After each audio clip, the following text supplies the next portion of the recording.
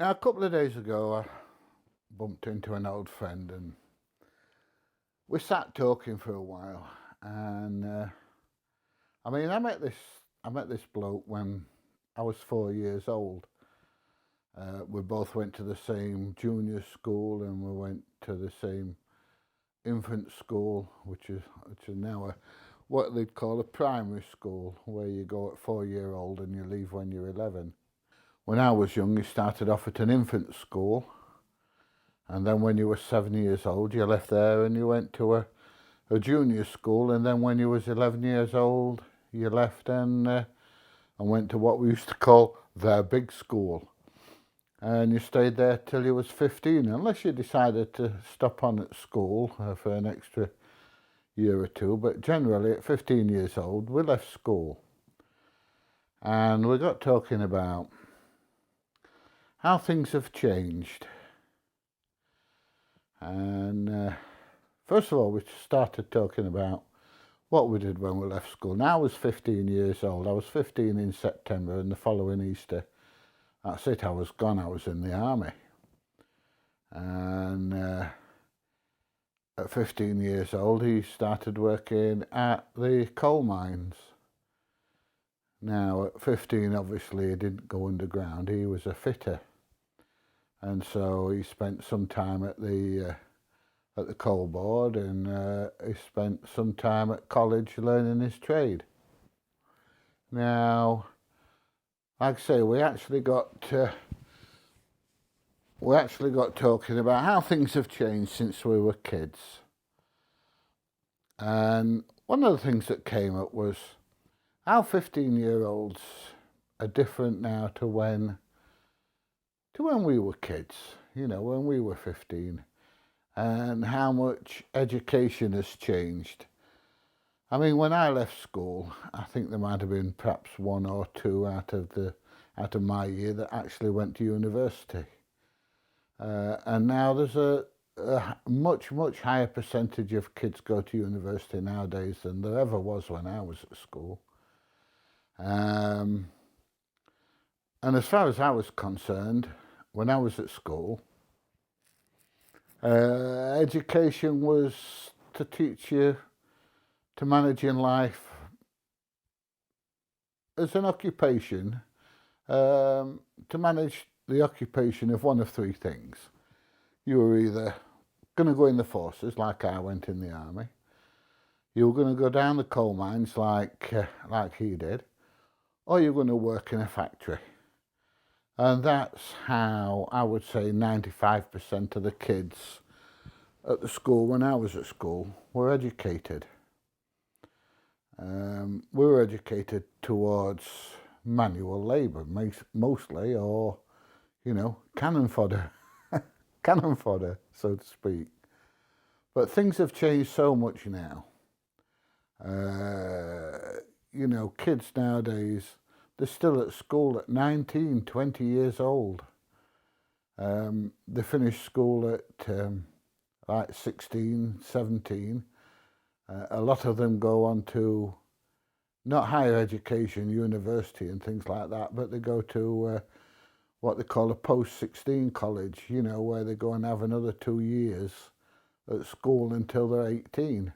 And then a lot of those from there will carry on and go to university.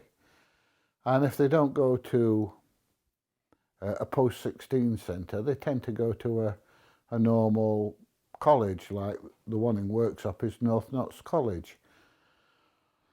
And they will learn things like, more practical skills, car maintenance, hairdressing for girls, and, woodworking and all sorts of things like that.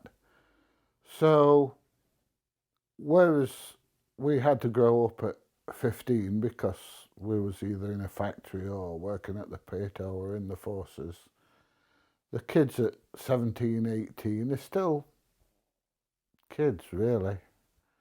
And they're still treated as kids.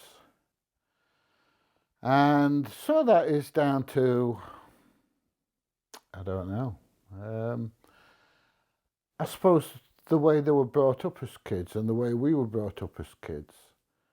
I mean, when I was a child at 5 and 6 years old, I used to play on the street, on the front, football and things. And my parents weren't outside. My parents were in the house doing what they needed to do. My dad was at work. My mum was, you know, either at work or doing the housework and things like that. And we'd be outside on the street. I mean, the street was a dead-end street. It was nice and quiet. But we'd be out there. We'd be riding our bikes. We'd be playing football. You know, we'd be playing whatever it was we wanted to play. We could always find something to do. There was none of this internet and gaming and all that kind of stuff. Things were so different then. Things like TV. The TV didn't used to come on till 5 o'clock in an evening. And like Sunday night through to Thursday night, the TV used to go off at 10:30, 11 o'clock at night, if that. The radio used to finish at midnight. There was no all-night broadcasting on the radio or anything. If you wanted to listen to the radio after like 11 o'clock, 12 o'clock, it was Radio Luxembourg. And the thing about that, it was it was bloody awful. I mean, the music was all right, but the signal, 1 minute it'd be loud, and then it'd go really quiet like that. You could hardly hear it. And then it'd go loud again, and there was lots of interference and stuff like that. But even that used to go off at 3 o'clock in the morning. You know, if you worked in a factory and you were on night shift, there was no music. I mean, even if they played music, background music, through the day, at night at 3 o'clock, that was it. It was off. The only thing you could get were foreign channels and people talking, and it's like, what the bloody hell's this? You know, it just, how things have changed so much. Education's changed. You know, the workplace has changed. Round here, when I was young, there were loads and loads of jobs. You could go to one job, and if you didn't like it, you could say, oh, stuff this, and go and get another job the next day. You know, they were crying out for people to go working down the coal mines. They were crying out for people to work in the factories. It was the era of the Cold War, you know, between Russia and America and ourselves and things like this. So they were always wanting people in the forces. The Army and the Navy and the Air Force was much bigger then than it is now. So finding a job wasn't, I wouldn't say it was particularly hard. Not like nowadays where they want to know what qualifications you'd got, and also, I never heard of a CV. What's a CV? You know, the first time somebody said, have you got a CV? Oh, that's a Citroen, isn't it? A Citroen CV. You know, I had no idea what a CV was. You know, you used to go and knock on the door and say, you know, have you got any jobs in your factory or anything like that? And they'd say, yeah. You know, get your details, name, address, date of birth, stuff like that. Right, start on Monday. You know, and that was it. But it's not like that now.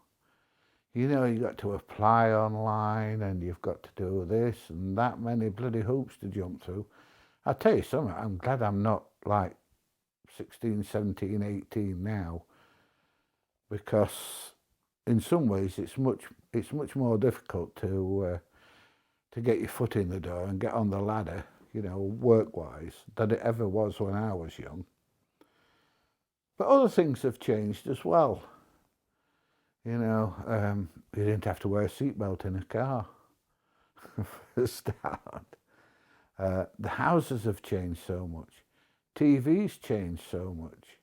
I mean, when I left school, there was 2 TV channels, BBC One and ITV, and if you wanted to change channels, You had to get up and turn a little dial on your TV to change channels. It's not like that now. Everything's remote control and everything else. So in some ways, life's easier and better than it was when we were kids.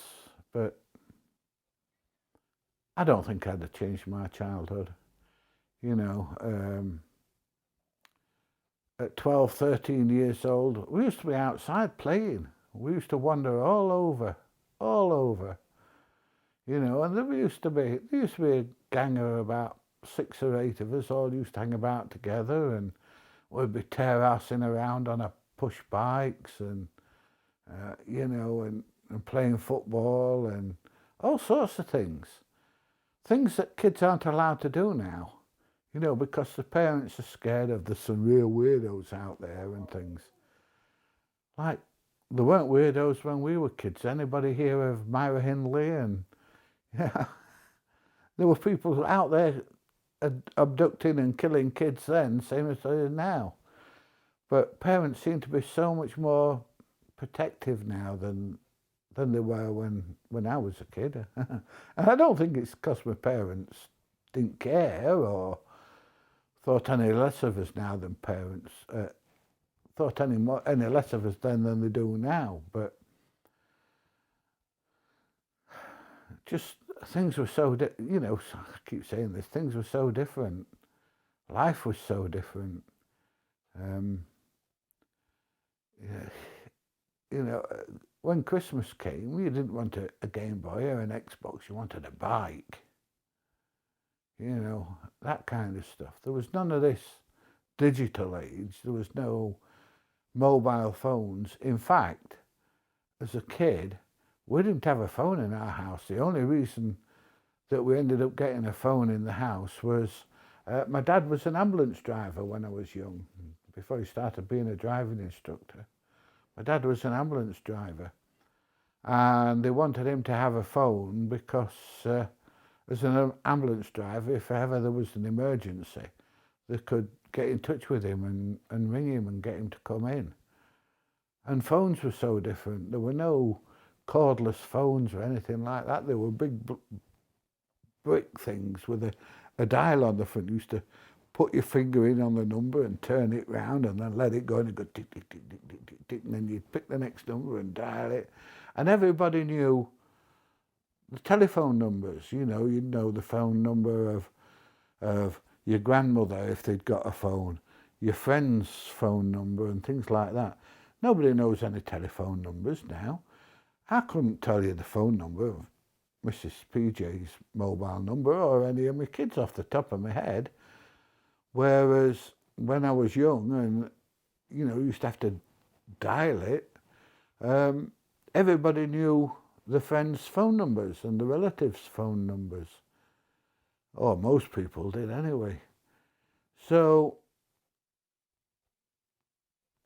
it's a completely different world. When I was, I'm going to go into this in a bit more detail in a future video. But when I was little, the toilet was outside. There was a gap about that big at the bottom of the toilet and a gap about that big at the top of the toilet.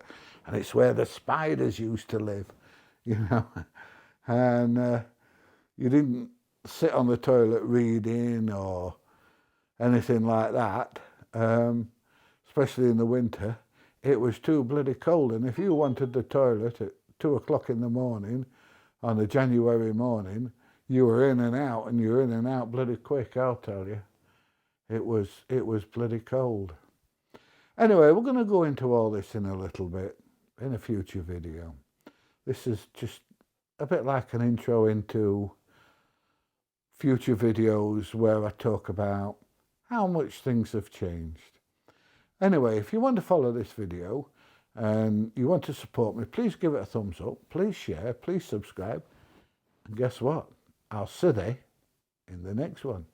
Bye everybody. I'll see you soon.